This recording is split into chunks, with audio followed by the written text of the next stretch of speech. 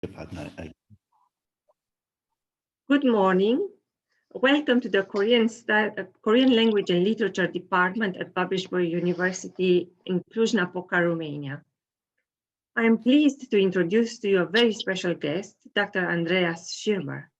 Dr. Schirmer is Assistant Professor of Korean Studies at the Department of East Asian Studies at the Palacký University in Olomouc, the Czech Republic. Previously, he has taught for many years at the University of Vienna, contributing to the development of Korean studies in Austria. He is also the founder and coordinator of a large CPUS network of Koreanists in Central and Eastern Europe. Dr. Schirmer holds a PhD in modern German literature from the University of Vienna and has also completed a PhD program in Korean language and literature at Seoul National University. He has done extensive research on contemporary Korean literature, as well as a series of German translations of Korean literature. His current research relates to the representation of matters of public debate in contemporary Korean literature, to translation studies, and to historical cases of interaction between Koreans and Central Europeans. Today, Dr. Schirmer will be presenting a lecture entitled Issues of Contemporary South Korean Society Mirrored in Fiction. The lecture is supported by a special funding program of the AKSE, the Association for Korean Studies in Europe, and the Korea Foundation. I would like to give the floor to Dr. Andreas Schirmer and also invite the students attending the lecture to ask questions at the end of the lecture. Thank you. Professor Schirmer, please. Yeah, thank you very much for this nice introduction, and thank you, Professor Shinkanyan, for inviting me to Cluj, a place that I am very fond of and that I have in my heart from many visits there already. And well, I might start by involving you, and it will be a little, well, not a game, maybe it's exaggerated, but it will hopefully give you a little, very little kick. And do you see my screen? Aha, since I have now shared my screen, just a moment. Since I have shared my screen, I think I cannot type into the chat. So there is one sentence and you have to complete this sentence. This is a task. Oh, sorry. No. I don't have, just a moment. Okay.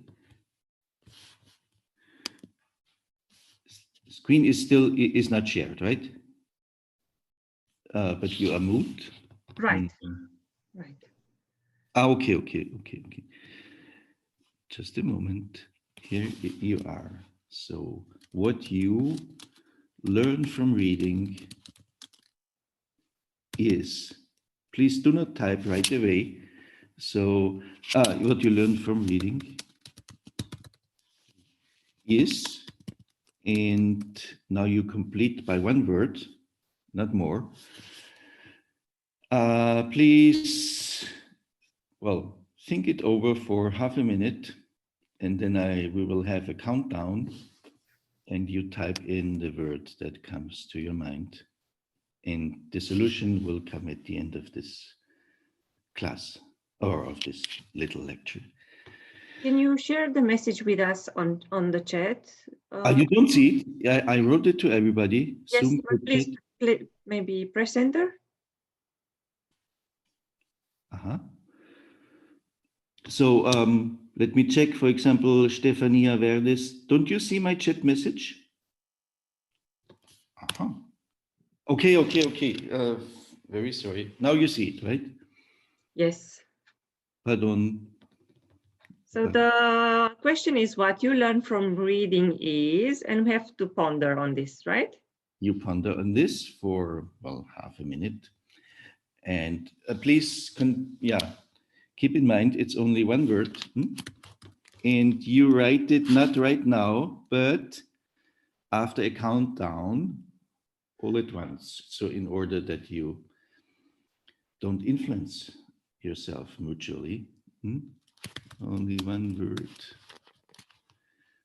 Okay, and that's also a nice way how to keep, well, track of everybody who attends and participates.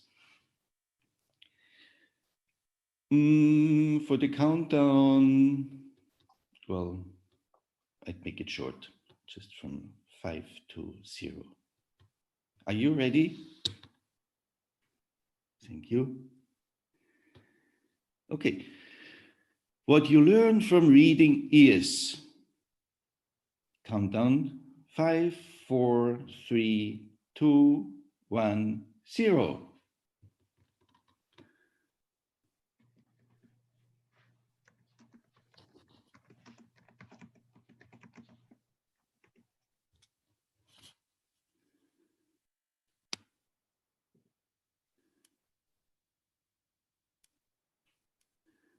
Okay, very nice answers.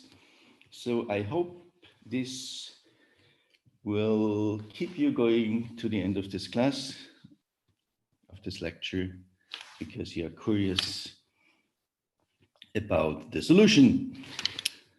Well, after this little childish game, well, I hope hopefully not too childish, I will share again my screen. And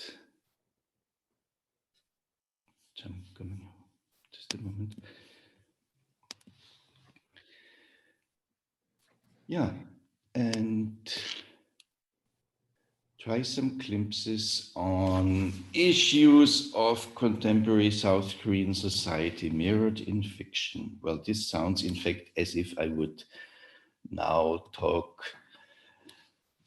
a lot about the issues themselves, the issues per se. So in a way, this title might be misleading, and you will learn in which way. Well, if you browse through contemporary Korean literature and K-lit even, well, you will find out that much of it is promoted by pointing to these literatures, these novels, these short stories, treatment of contemporary issues like mothers and daughters, or working people, or, well, again, women, of, well, all kinds of issues, like, well, what are the issues of contemporary Korea? What are the issues that are, well, comprised under the label Hell Joseon, for example? I'm sure that some issues would come immediately to your mind, and I won't anticipate too much of it. Well, there is this nice, there is this view that literature, in fact, gives you a privileged insight into issues. So, to quote this brilliant dissertation, A New Pedigree, Women and Women's Reading in Korea, there is, well, it's debatable whether this is really peculiar for Korea or a characteristic of Korea, but there is this attitude that, in fact, literature reveals you even more about reality than other sources.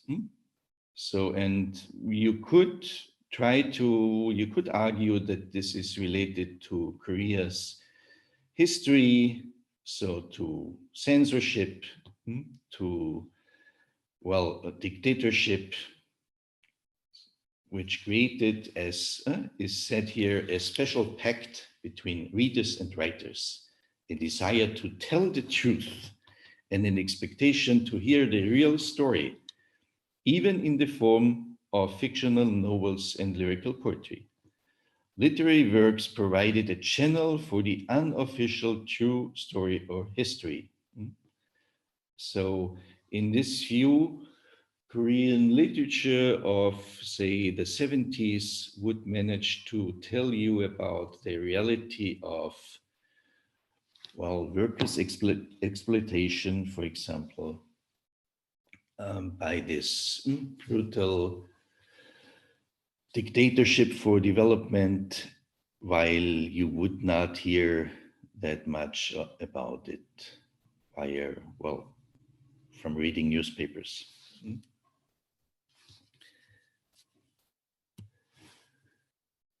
At the same time, you know, I always feel a little bit awkward or torn when trying to sell literature, you know, as a teacher, by pointing out its merits in regard to, well, representing reality, because it conflicts with,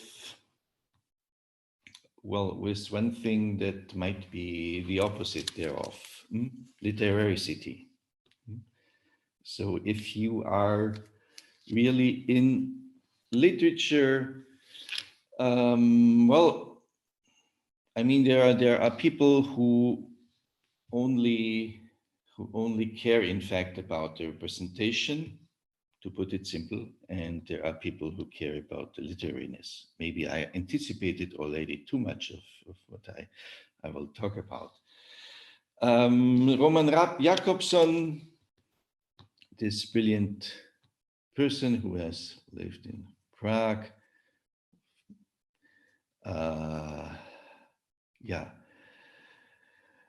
says literary studies are focused not on literature, but on literacity, or on literariness. And this is the specific quality that distinguishes literature from texts with the primary function of communication. What does this mean?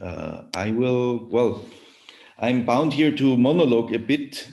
So I realize when talking that I all the time feel prompted to ask, and then I have to, call myself back. So what does this mean, this literariness? What is literary? According to Terry Eagleton, who has written some very nice and, well, some very nice seminal books on what literature is. According to him, literary is a work which is fictional, or a work that yields significant insight into human experience as opposed to reporting empirical truth.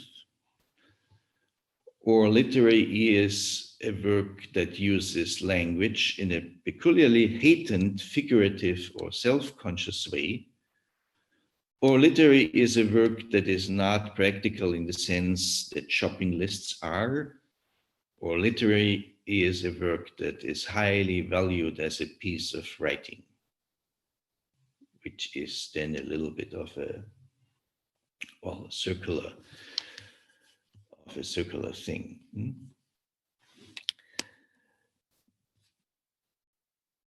And then again, at this moment, of course, would feel natural for me to, to ask you, what would you opt for?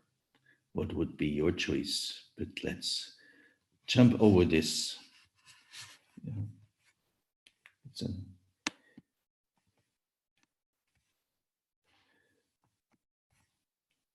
Okay, so I find especially relevant for my talk here this definition that literatures yield significant insight into human experience as opposed to reporting empirical truth. Let's keep this in mind. Because, yeah, maybe I will now make a little jump.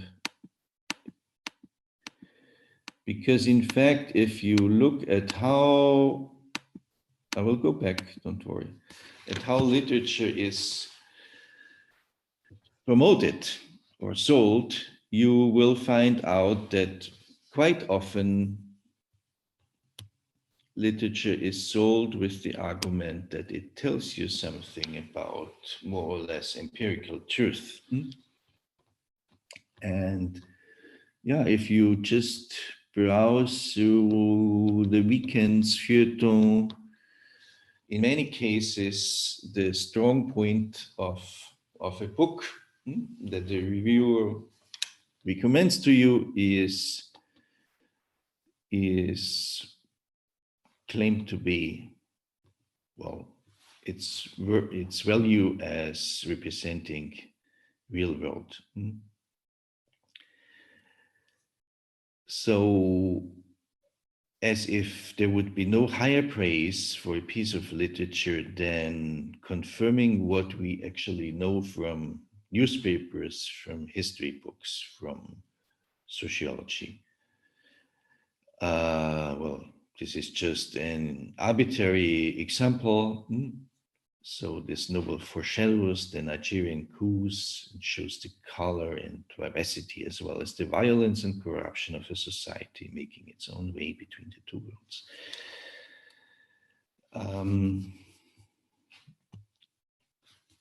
Yeah, so there is this this strand of, well, this strand of thinking that literature can be a source telling you about reality. And there are people in sociology, in all fields, who actually exploit literature that way, fiction and social reality. Yeah, and I'm actually very glad, because that's a way how to work with literature as a teacher while also satisfying the need to teach about reality in Korea, about, well, contemporary society, about historical developments, of course.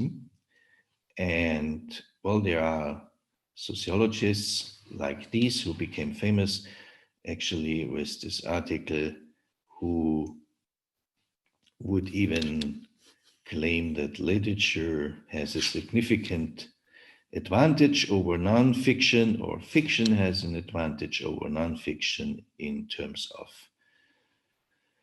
well, telling you, of providing you knowledge, authoritative knowledge even, telling you about society. So they say that not only are certain works of fiction better than academic or policy research in representing central issues relating to development, but they also frequently reach a wider audience. Well, of course. Maybe it should be the other way around. So they are better than academic or policy research in representing central issues relating to development. Well, in that case, you have to bear in mind it's about, well, about sociologists who deal with development issues. So you could actually replace development by, well, social issues. Yeah. And moreover, the line between fact and fiction is a very fine one, and there can be significant advantages. Yeah, we had this. So this was very well received and was reported in many, well, quality papers all over the world. Real world issues, yeah, there are, so the Guardian reports about this article saying that the authors insist that our understanding of real world issues grows out of a series of stories. And yeah, there are others in the same vein, arguing in the same vein, and well, recommending literature as a source for a better holistic understanding of living conditions. So literature in this view makes people, readers, students, see vividly how social processes affect people's lives, and they make them explore the mindset and motivations, or the moral or not, of people living under different circumstances from today or elsewhere, and gain an appreciation of the difficulty of analyzing and interpreting one's own social and political reality. Well, I pointed to this to this article and others from sociology. In fact, it's, you might say, it's not even new. I mean, all the time, well, since later the study of literature is a subject, academic subject. People have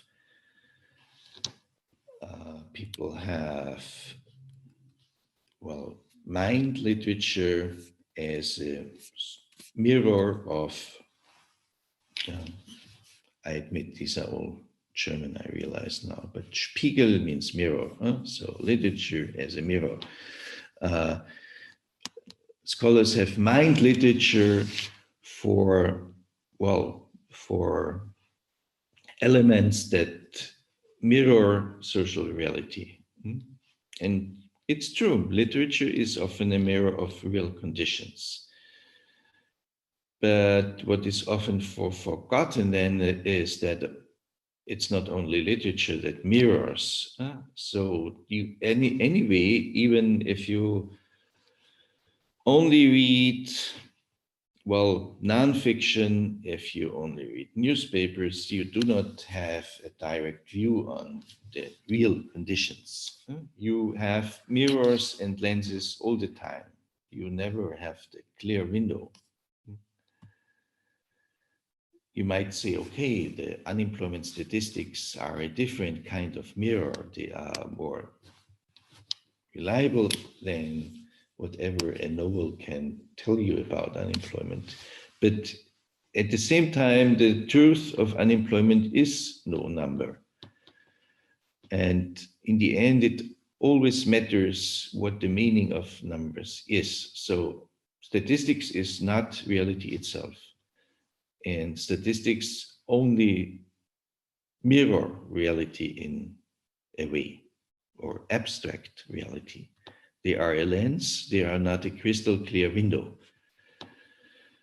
So for example, real joblessness is clearly not equivalent to any number. And as soon as we ask what joblessness means, we are in the sphere of interpretations already. And this is where literature actually has its advantages.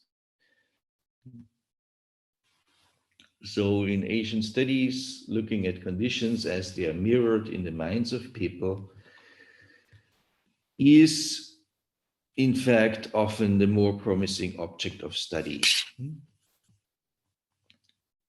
So, well, if you are interested in unemployment, of course, you can approach it that way, that you look at statistics. They are done by big institutes. You normally already have the interpretations as well, because, well, there are those institutes that publish statistics just as they are, naked, but as soon as the statistics come out, there are people who also present an interpretation thereof. So in fact, as a student who wants to write a thesis, you might be quite at a loss what to do, whether there is anything left to do. But if you choose a novel that deals with unemployment, you have something to do. Well, that's a little bit maybe a side story of it. It's a little wisdom, and it explains maybe why I much prefer theses that have literature as their primary source, because, well, that's how you can actually do something normally. So it's very, very hard to do something if you would try this direttissima approach at the issue. Okay. So looking at conditions as they are mirrored in the minds of people is often the more promising object of study, and it's often a very common misunderstanding that this is not reliable. So the minds of people might make an elephant of a mouse or a mouse of an elephant, but it's nonetheless, well, a subject, a possible subject, and it's the one that very often, well, gives you some leeway to do something. Okay, now I already have arrived at my but. So I'm meandering, maybe you have realized between these two, just in the last, let me see, maybe 10 minutes, I argued, or I presented you arguments, well, arguments in favor of using literature as a source of authoritative knowledge about reality. Well, what is the but again? As for the but, I would go back to where I started, and as I have jumped over a few slides, I will go back there. So the but is, well, this would be part of this, but literature is invention, fiction is fiction. To call a story a true story is an insult to both truth and art. So, well, if literature would be a source of authoritative knowledge on reality, you would think, oh, there must be a truth of the story, or there must be a truth in this novel that you can, well, that is the equivalent of a true story, but that can be contested. So fiction is fiction. This insistence, why? Well, first of all, it's always crucial that you never forget this, this fallacy, or anyway, this principle of fictionality. The writer who invented Münchhausen, I'm not sure whether this character, well, but there is a famous animation. I suppose you are familiar with this character who is, well, the exemplary liar, pulling out himself on his own hair from a swamp, riding on a cannonball out of Constantinople, etc. So the writer who invented Münchhausen is not a liar, and well, also the statements by this protagonist are just poetic acts. Huh? So if you deal with literature, you never can skip this caveat or this fictionality clause. And so this somehow is at odds with engaged literature. This literature of commitment, which, well, means a literature that is responsible to society.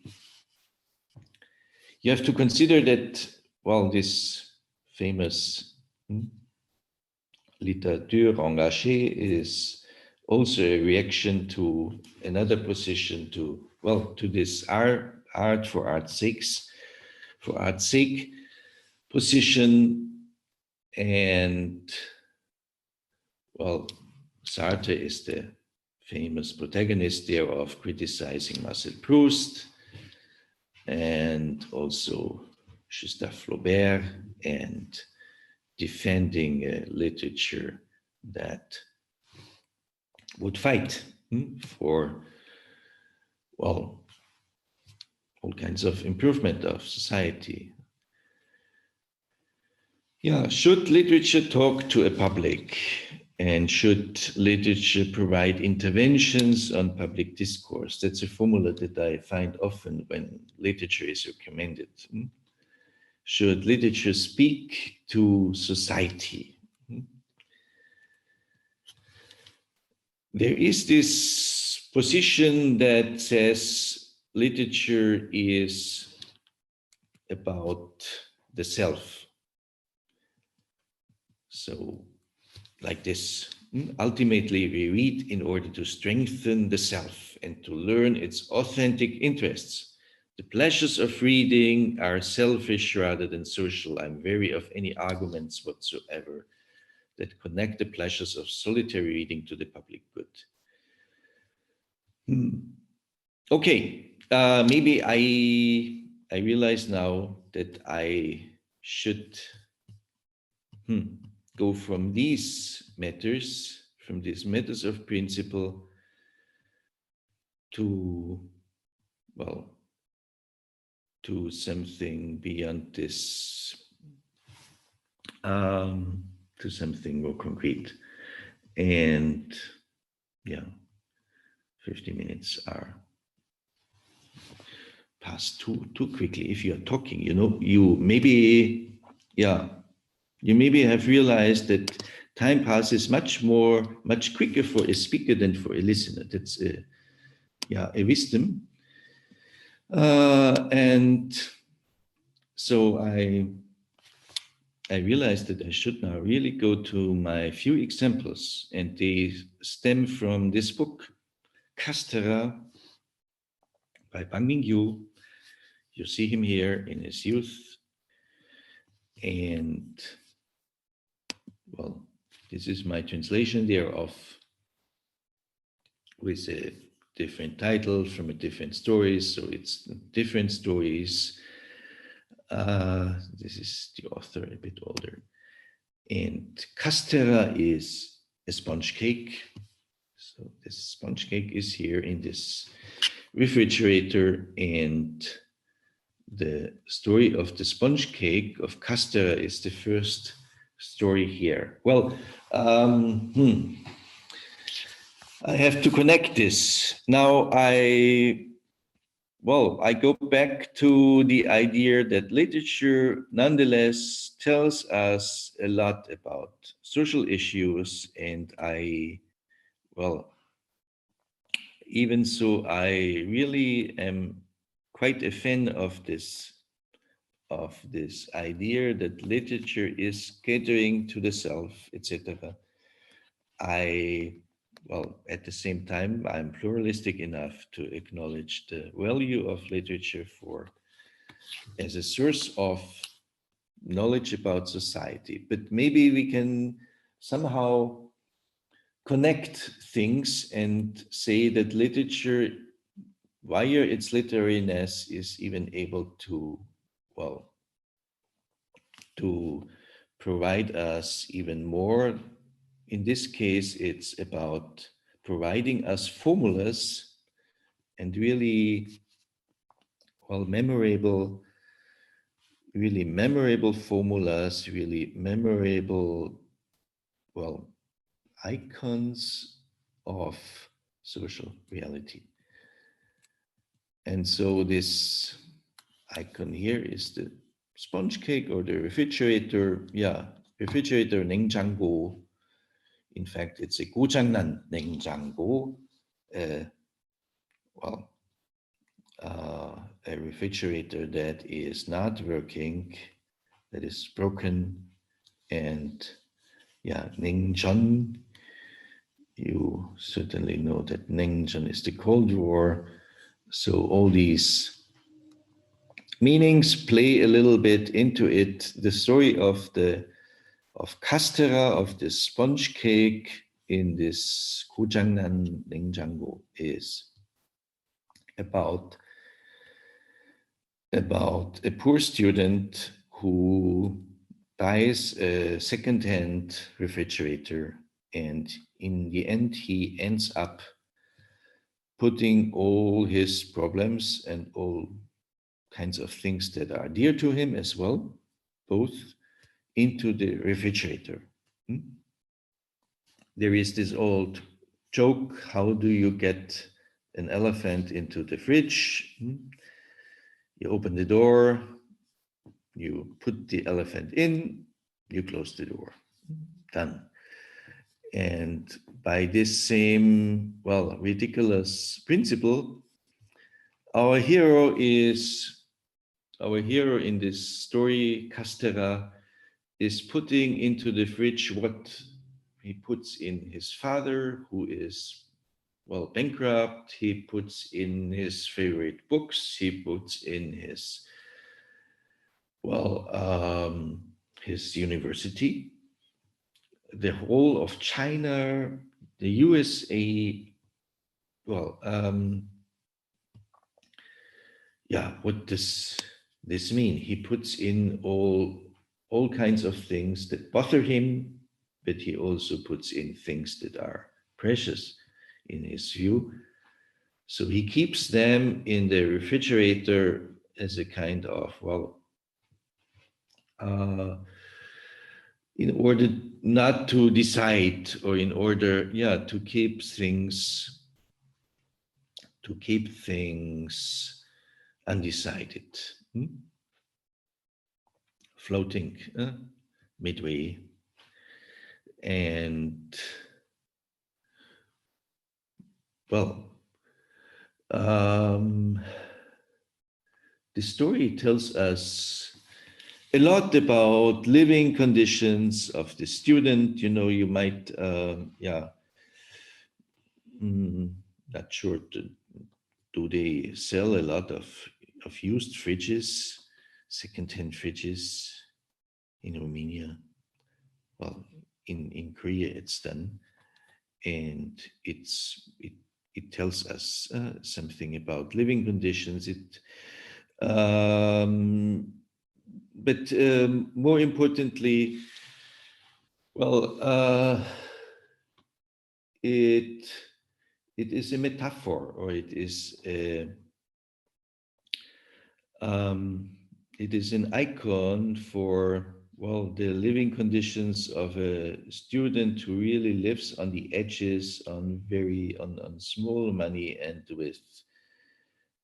with parents who actually cannot support him, and the student feels overwhelmed by, well, also the political realities. He puts the US in the fridge because he is anti-American, and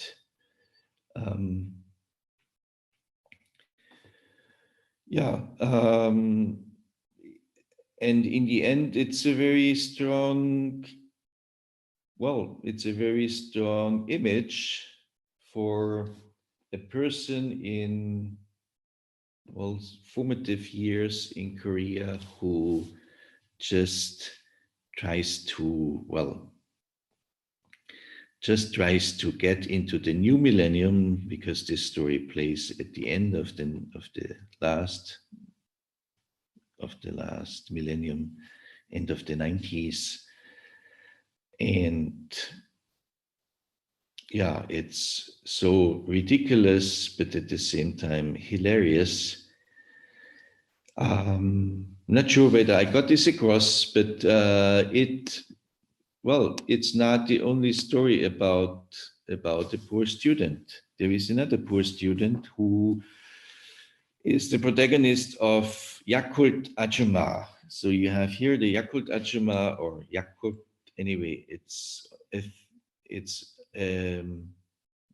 profession that I think originated in Japan. So they have the Yakult ladies as well, and they have this peculiar yellow driving around. These days, not like this, but these days they have scooters, very nice scooters, and they would drive up, you know, those hill slums even with their yogurt, but also serving it to, also entering the big skyscrapers, the posh skyscrapers with the nice large bureaus of Korean companies, and bringing you your fresh yogurt every day. And the Yogurt Ajuma, or Yakult Ajuma, actually does not play a big role there, but there is a student who suffers from constipation. So he cannot do his, well, what's a nice word for it? He cannot defecate, sorry to say, and that goes on for like up to 2 weeks, or just a moment, no, even longer. So it's actually a very absurd, even absurdly long time, and he connects with other people who have the same condition. The story plays like in the early, well, you know, this, I have to tell you, this anthology was published first in 2005, and it's really, really very surprising, I'd say, that everything that is depicted is just as, well, remain just the same.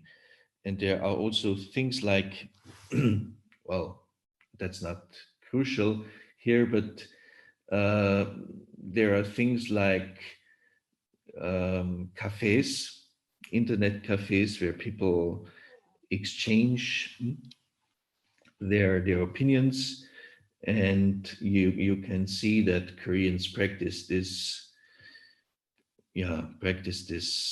at the, well, like 17 years ago, just like we would do now. I mean, it's a side story. Anyway, what is more important is that this precarious jobs, this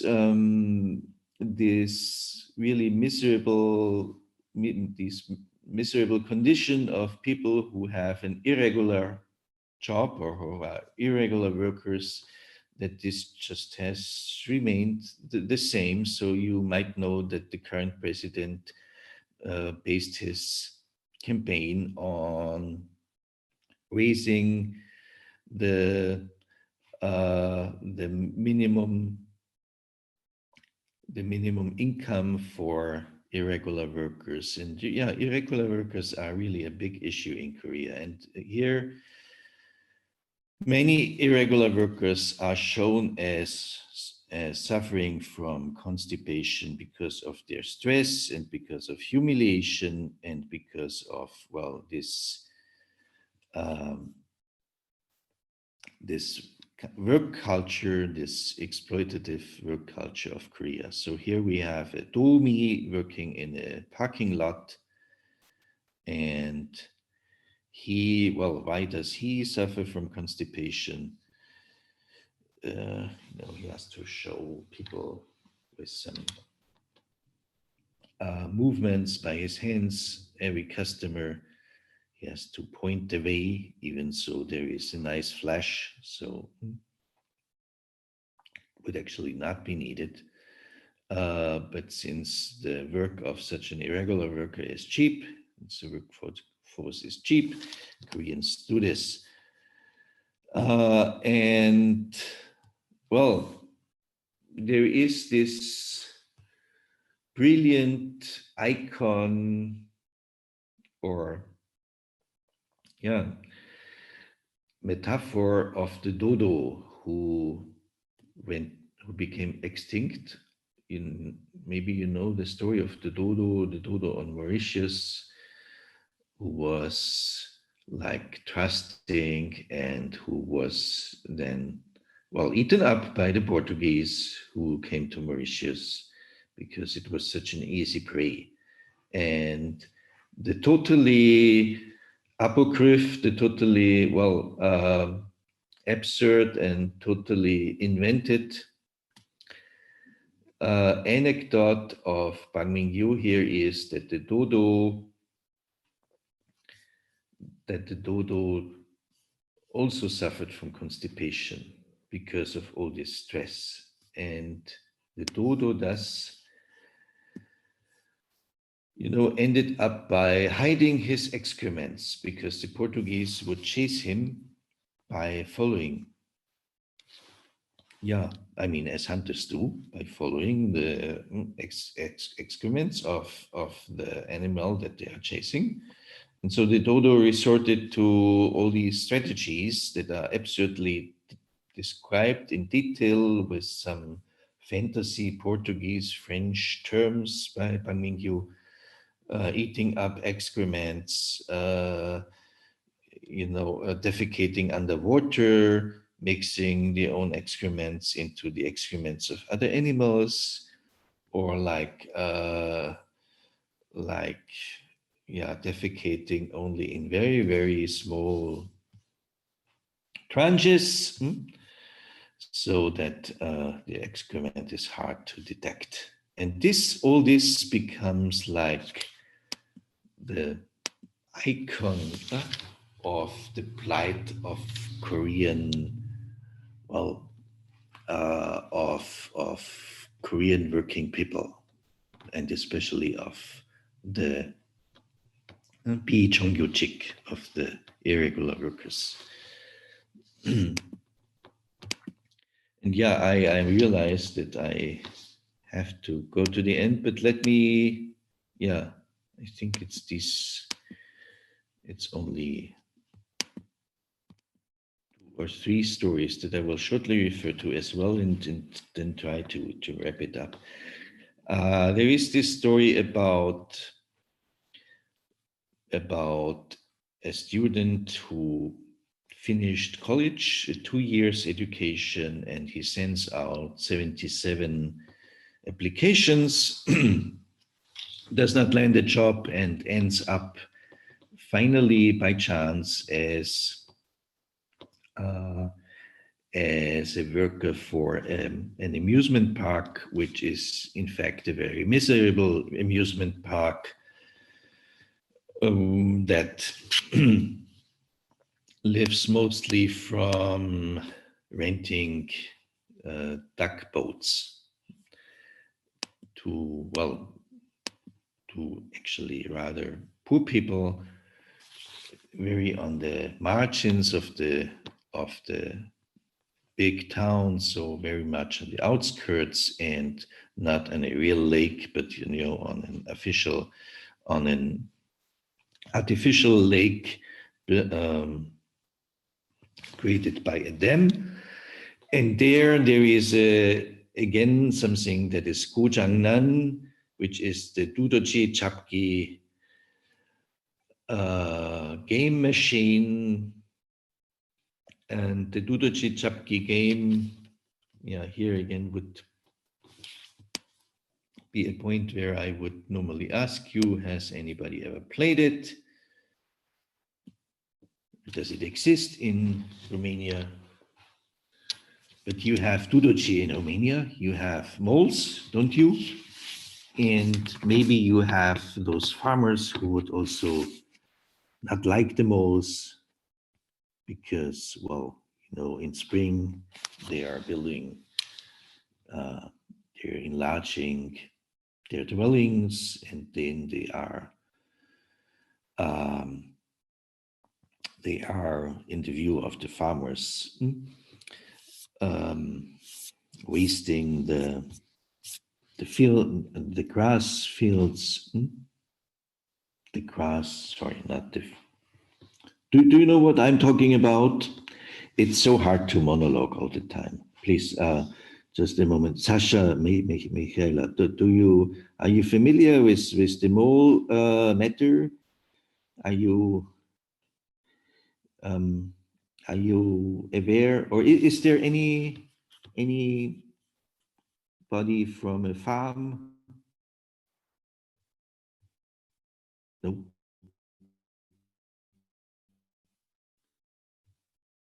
No, but I'm from a farm, right? Yes, please, first talking.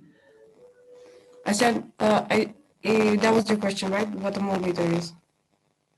Yes, yes. Okay, yeah, I've played once with one and it was very tiring. Sorry, the audio here is really very bad. Do you hear me clearly? Yes, I hear it clearly. Okay, because you sound as if it would be transmitted from the moon. Sorry, I have problems with my laptop. Aha, okay, so it might not be representative. Yeah, thank you nonetheless. Sorry, I did not get well what you said. What's the problem with the moles in the eyes of farmers? They damage the crops. They damage the crops. Well, I think by making the holes like. Yeah, in my understanding, it's rather about the grass plains. So there would be, yeah. What do they do? How do they damage? Hello. They sometimes eat the roots of some plants. Okay. And they, when you make like your garden, you make like you put the plants in order. But if the mole comes, you find like random holes, Okay. and it all gets like messed up. Okay, I have to verify whether they really eat roots. In my knowledge, yeah, or in fact, even my own father, yeah, did not like moles, because, well, when they built their channels, yeah, and their subterranean, or their, just a moment, subways, so to say, they shove the earth with their big legs or hands or whatever. They shove it outside, and then there are hills. And on these fresh hills, of course, there is no grass, and they are very diligent. So they make lots of these hills, and you end up having no grass. Okay, and that's why in former times they would chase even the moles, and they would like make clothes from it. Yeah, so we have those old folk tales with the princess and her, yeah, even the coat. I know a folk tale where the princess or so wears a coat from moles. Imagine how many moles does it take, even if it's a small princess. Okay, anyway. The Koreans, I think they also did not like moles. So they have created this game where you just hit the mole on the head as soon as it sticks out its head. That's the Dudachi Chapki. in fact, yeah, chapta rather means like catch, but you don't catch it, you just hit it on the head and then it goes down. And you, well, you get punished when you overlook a mole. So when he managed to stick out its head and withdraw it without you having hit him, it's a minus for you, and you get the maximum points, I think, if you manage really to hit every mole that dare to stick out its head. Okay, and it's very popular. And well, that's also a metaphor in this story for the hero. So he feels like a mole who tries out to stick its head, but gets slapped on his head immediately, like sending out an application, hopeful, so being full of hope, sticking out the head and getting slapped. You don't make it. And I think that's also a nice, very nice formula or icon, of, well, hardships of the unforgivingness of Korean society. Okay. And then, well, maybe I will skip this. You might be also familiar with the Kushi one. Oh, Angel Bianca, have you even lived in a Kushi one? But you know, do you know it from Korea or from Japan? From Korea. It was a project in our class that has this subject. Oh, okay. How was this constructed? You had to build your own Koshibon room at home and live there? No? What was it, may I ask? It was just a presentation about this room. About this room. So what is the concept that you got? It is a room for students.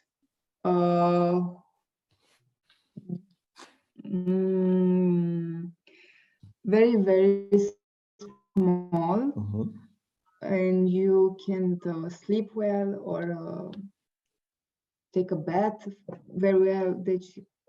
So it's not that convenable for students to live there, but there are no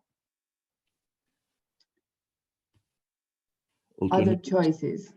Yeah. Okay. Are only students using these? I'm not that sure, but that's all I remember. Yeah, it said that originally it was only used by Gushi students or Gushi candidates. Do you remember what the Gushi is? It's a Shihom, like a state exam, the one that by which you bypass, so to say, university education.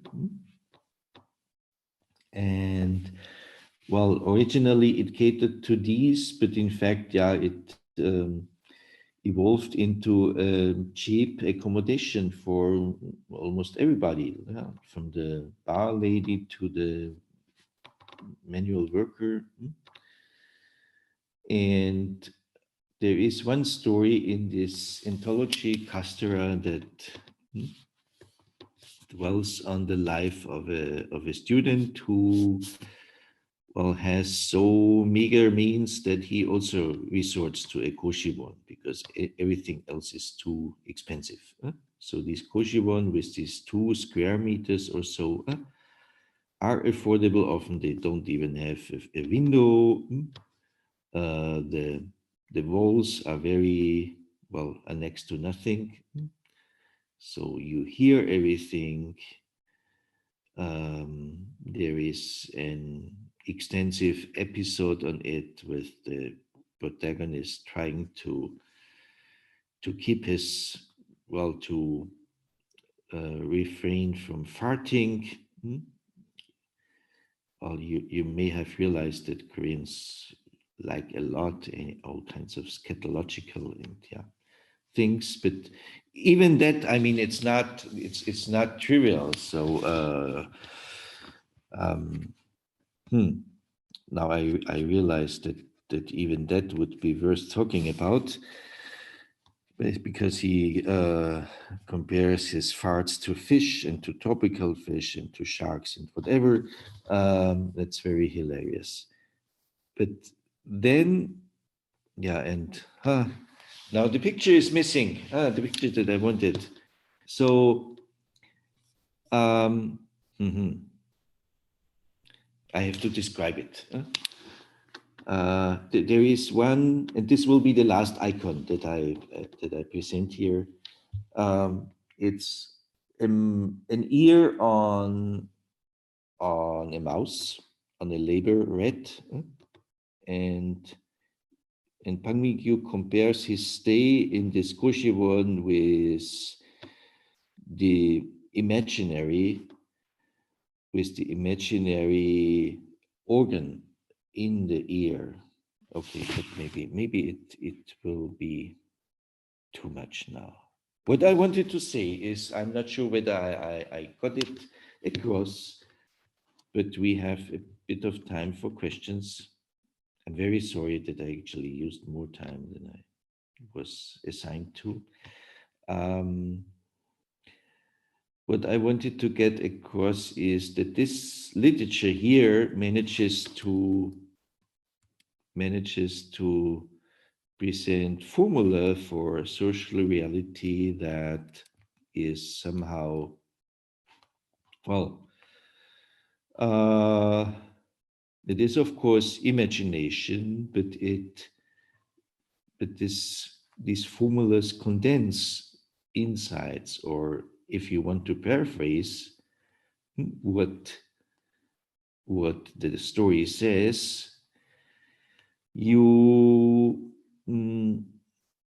will see that there is some surplus of this story in relation to, well, the simple factual matter of, let's say, unemployment, precarious jobs, bad working conditions, etc. And so this surplus is what makes literature, well, among others, what makes literature so much worth reading. And, well, reading. What you learn from reading is, are you still interested in the solution? I'm afraid that I sort of suffocated you. Just a moment. I want to go to your questions, to your answers. A lesson, mentality, everything, humanity, ways of thinking, life story. And what else? Just a moment, the chat is disappearing all the time.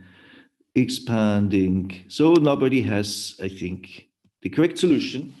I mean, yours is not, your solutions or your answers are not wrong, of course, but, well, what you learn from reading is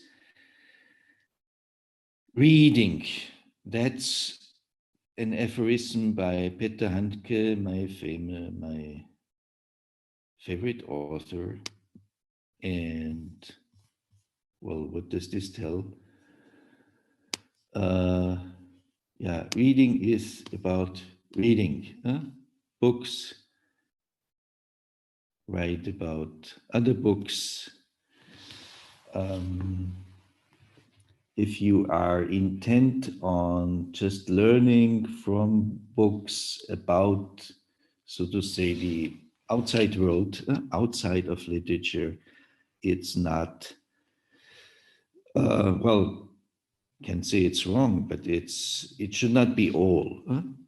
And I think saying that what you can learn from reading is really a very, very good aphorism in that way that it's a non-trivial wisdom and a precious wisdom. So you hone your sensitivity, your skills in appreciating the build-up, the architecture of sentences by reading. You take literature serious by appreciating its literariness. That's, in fact, the best way of reading, in my view. Okay. Sorry, I hate monologuing, but somehow I ended up with it. Thank you for your patience. Thank you for your lecture. Now it's the students' turn to ask questions if they have any.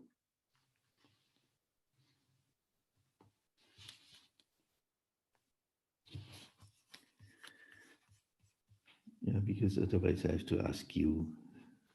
So please, somebody sacrifice yourself. You were talking about Castera, Pag Mingyu's story. Do you know if it was translated into English? There are various stories, not the whole anthology, but there were stories translated, which appeared in journals, or I think one appeared in Azalea, which is a very nice journal for literature that publishes translations, and in well, some others, Words Without Borders, I think. So there are like 5 or even 6 stories that are translated. I always, I translated this for a very, very long time. I now have translated a novel by Hwang Sok-kyung within more or less 4 months. But I translated Bang Ming-kyu's Castera for 10 years. I mean, of course, not full time, but it's really a much bigger challenge in a way.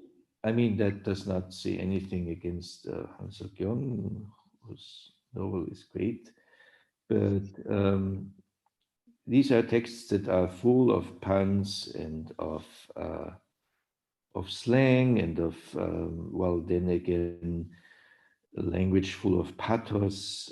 So it's very hybrid in a way. And yeah, I always wanted to be the first who publishes that in a Western language, but somehow it was published in Russian in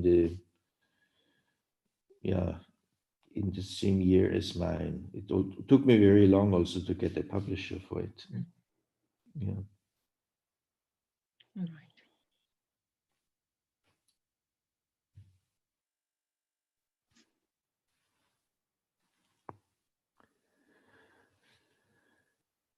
Yeah. I mean, otherwise, I really, because it's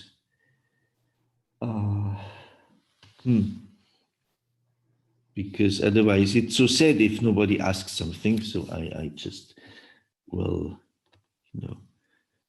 I will ask you something in that case. Let me see. What could I ask you? Victoria, what, well, If you go home and somebody is there, let's just assume that, well, and asks you, what did this guy from the Czech Republic or from Austria or wherever talk about? And yeah, anyway, you know that it's not out of real interest. So after one sentence, that person's attention has already expired. What do you say? Honestly, it got me thinking about literature as something. My world was expanding. So after this lecture, I thought that literature is getting out of that claustrophobic space that maybe data would impose on us, because you said, I mean, at the beginning, the argument was that literature is better for understanding the world or the individual. And I thought that maybe it's a little bit biased if you only read literature. But later in the lecture, you also mentioned that that very fact, and Nabokov's quote about literature not being truth. And in a way, what I got from this lecture is that maybe for a more accurate, holistic view about what is going on in the world would be to combine data and news with literature. And in that way, we can escape the claustrophobic space, because from the stories you told, it was always the question of interior and exterior, because even though the student was working hard and studying in that small room, so expanding his mind through literature, his outer space was limiting him. So it is crucial that we both look at data and maybe raw facts and literature to understand society and the individual. Mm-hmm. Thank you. Well, I'm especially happy that you said that your world was expanded. That was very nice. Thank you. This saved my day already. Yeah, claustrophobic. That's also a very nice term. I might adopt this. Well, Sasha, Michaela, are you more on the literature serves the self, or rather on the literature,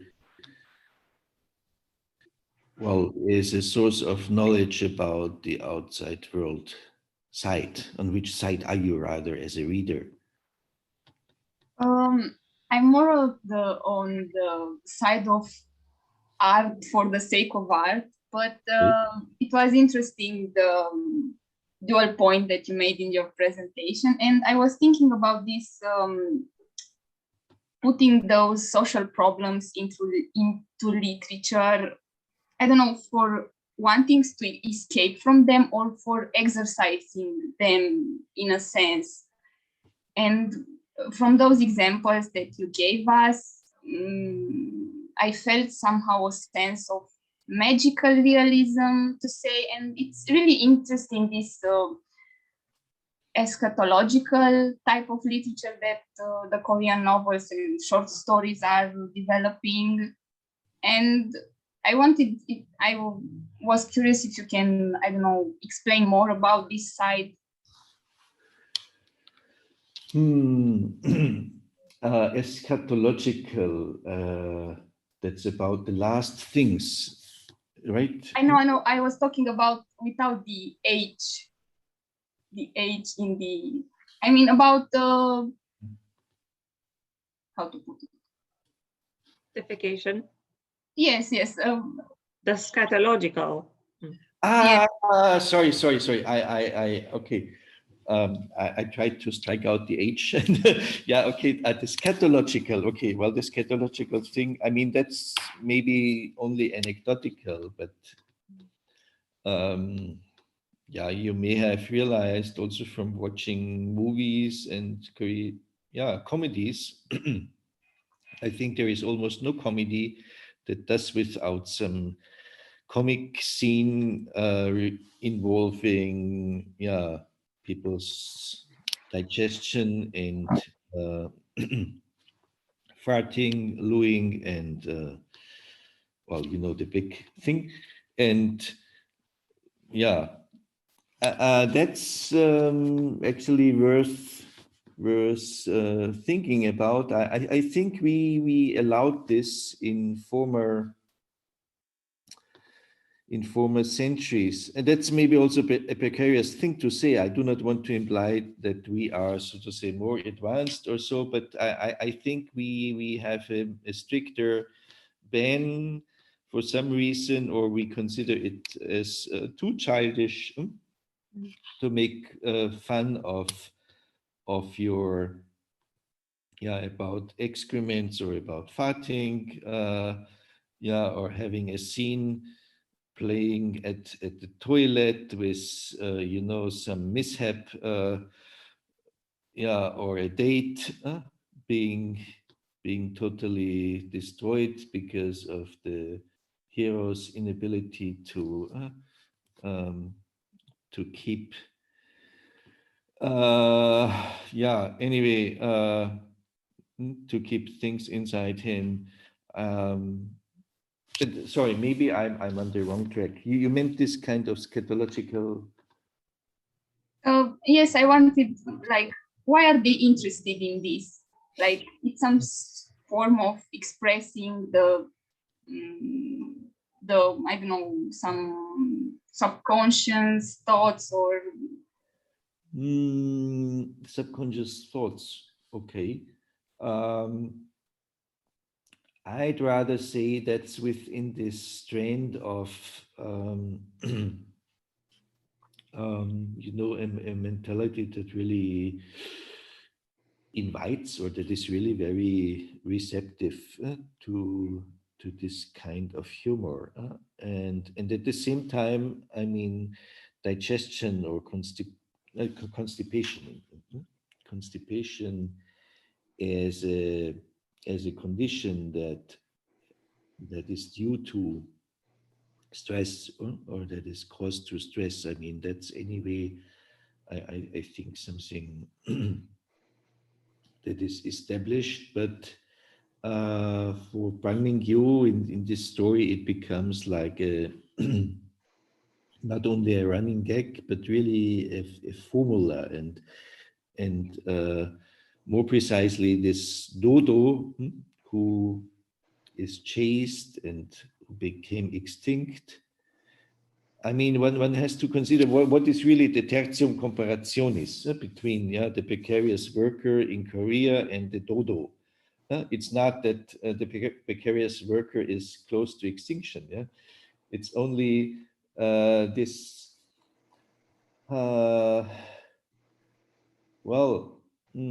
This mercilessness of capitalism is sort of compared or set into a relation to to this extinction of the dodo on the one hand, and to this plight of the Korean irregular workers, or workers in general. Not sure whether I hit the point. Thank you. In fact, this story is, Yakult Achuma, this story is translated into English.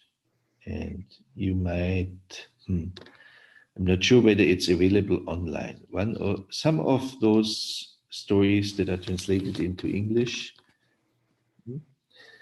some of those stories by Browning Yu are available online. And there is also a kind of TV drama concocted out of 3 of these stories, So you have some very nice images you can associate, and but of course not the absurd things. So the TV drama is quite realistic. So that's maybe the downside thereof. Okay.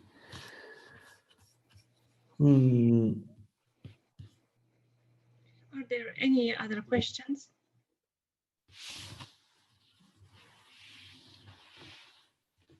Or comments?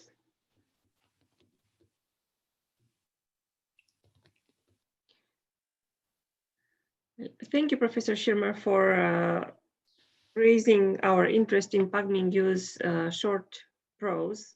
This is an author we couldn't cover in this class, Modern Korean Literature, for lack of time. So I think it's a very good opening towards a new author for my students. It was very good. Thank you for accepting my invitation. Thank you. Thank you very much. Well, I will be much better when I can teach in person. Yes. I believe that, or at least I believe it.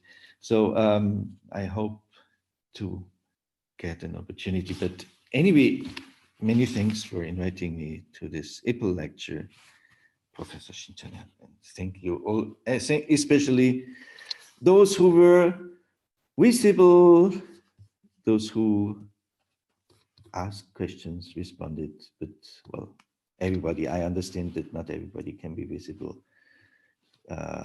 My students have the same issues. So I try to adapt to it, but it's still really, sometimes it feels like lonely there are types of people who can do that very well, but I am rather of the dialogic kind. Anyway, I hope you took something from it. I